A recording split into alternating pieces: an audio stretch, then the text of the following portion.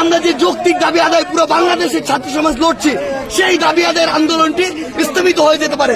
এই জন্য আমরা আসছিলাম যে আমাদের স্যারদের কিংবা সিন্ডিকেট মেম্বারদেরকে এটা বলবো যে আপনারা হল ভ্যাকেন্ট করবেন না। আমাদেরকে প্রথমে রাজু ভাস্কর্য সেখানে পুলিশ দিয়ে বাধা দেওয়া হয়।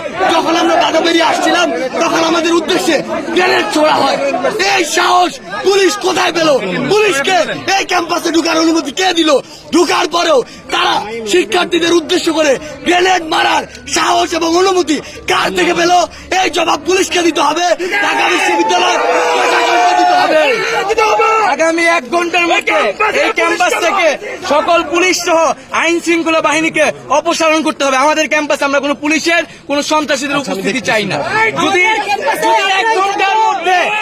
ঘন্টার মধ্যে পুলিশকে ক্যাম্পাস থেকে সরানো না হয় তাহলে ভিসি পক্ষকে আমরা জবাবদিহি করাবো। পুলিশ খুনি খুনি খুনি পুলিশ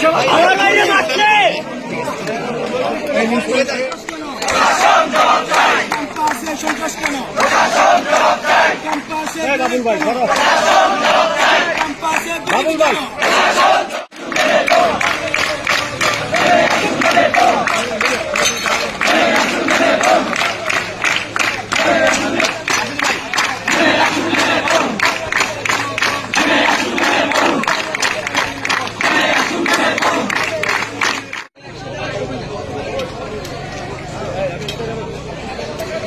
কথা বলুন তো।